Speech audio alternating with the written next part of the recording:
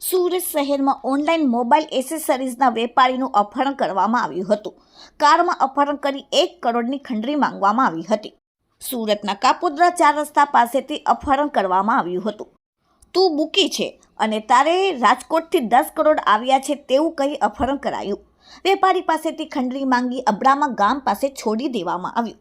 સમગ્ર મામલે વેપારીએ કાપોદ્રા પોલીસમાં ફરિયાદ કરી. સટ્ટાના બાકી રૂપિયા 2.5 લાખની ઉઘરાણીમાં અપહરણ કર્યાનું પોલીસ તપાસમાં સામે આવ્યું. ઓસ્ટ્રેલિયાના દીપને 10 કરોડ રૂપિયા આકાશ પાસે આવ્યાનું જણાવ્યું હતું.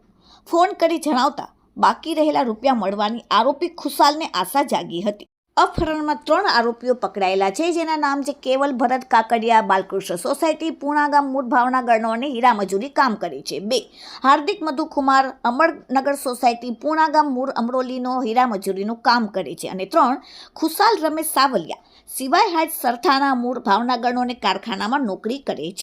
પોલીસે સ્વિફ્ટ કાર સાથે ત્રણેયને ઝડપીને 4 આરોપીઓને વોન્ટેડ જાહેર કર્યા. Bureau report, daily India TV, Surat. તારીખ 24/12/2024ના રોજ બપોરે આશરે 1:50 વાગે 13:50 વાગે પોલીસ કંટ્રોલ રૂમમાં એક ફોન જાય છે કે પોલીસ મદદની જરૂર છે.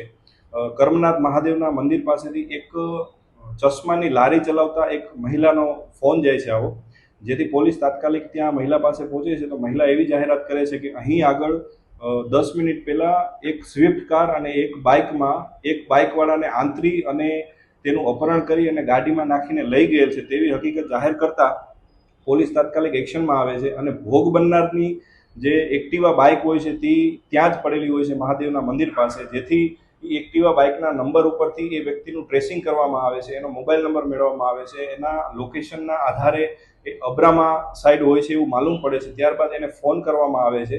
અપહરણકર્તાઓએ એને અબ્રામા રોડ ઉપર મારી અને ઉતારી દીધેલો હોય છે. તેથી તાત્કાલિક પોલીસ ટીમ ત્યાં મોકલવામાં આવે છે અને ભોગ બનનારને પોલીસ સ્ટેશન લાવવામાં આવે છે. ભોગ બનનાર એવી જાહેરાત કરે છે, ભોગ બનનારનું નામ આકાશ કુકડિયા હોય છે, તે માતાવાડી વિસ્તારમાં રહે છે અને નાના વરાછા કાપોદ્રા પોલીસ સ્ટેશનની હદમાં ઇલેક્ટ્રોનિક્સની ઓનલાઈન ડિલિવરીની દુકાન ચલાવે છે. અને એના જાણવા એવું મળે છે, હકીકત પોતે એવી જાહેર કરે છે કે આજે બપોરે જ્યારે એ જમીને પરત દુકાને જતો હતો ત્યારે કોઈ અજાણ્યા માણસો તેનું અપહરણ કરી ધરાર બેસાડી મારી અને લઈ ગયેલા અને રસ્તામાં એવું જણાવતા હતા કે તમે 10 કરોડ રૂપિયા રાજકોટથી આવેલા છે, જેમાંથી 1 કરોડ રૂપિયા આપી દે. જેથી મેં ના પાડતા કે ભાઈ મારી પાસે કોઈ એવો બુકીના પૈસા નથી, કે હું કોઈ એવો પૈસાવાળો માણસ નથી, મારી પાસે જે છે એ 20,000 રૂપિયા છે, એનાથી વિશેષ મારી પાસે કાંઈ નથી. તેથી એ લોકોએ તેને મારી અને ત્યાં ઉતારી દીધેલો. બનાવની ગંભીરતા સમજતા ક્રાઇમ બ્રાન્ચની ટીમ પણ તપાસમાં સાથે જોડાયેલી અને એવું હકીકત જાણવા મળેલ કે આ જે વ્યક્તિ છે આકાશ, એમનો એક મિત્ર છે ખુશાલ કરીને.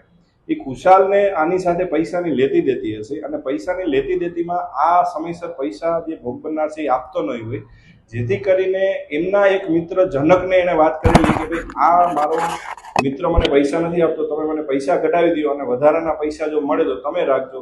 જેથી જનકે તેના અલગ અલગ મિત્રોને બોલાવી અને આ એક ષડયંત્ર રચેલું કે ભાઈ આનું અપહરણ કરી અને આને મારી કૂટી અને આની પાસેથી પૈસા કઢાવીએ. બનાવની ડિટેક્શન રાત્રે થયેલું, જેથી આરોપીના નામ પણ રાત્રે ખુલી ગયેલા, જેથી જુદી જુદી ટીમો બનાવી અને મહેનત કરી અને એમાંથી 3 આરોપીઓને રાત્રે પકડી લીધેલ છે. એ આરોપી પૈકી જે મુખ્ય આરોપી છે ખુશાલ રમેશભાઈ સાવલિયા, કે જેણે આ આખું ષડયંત્ર રચેલું, એને પકડવામાં આવેલો છે. એક હાર્દિક મધુભાઈ ખુમાણ છે, જેને પકડવામાં આવેલો છે, જે અપહરણ કરવામાં સામેલ હતો. અને એક કેવલ ભરતભાઈ કાકડિયા. આ 3 આરોપીને ગણતરીના કલાકોમાં જ પોલીસે પકડી લીધેલ છે.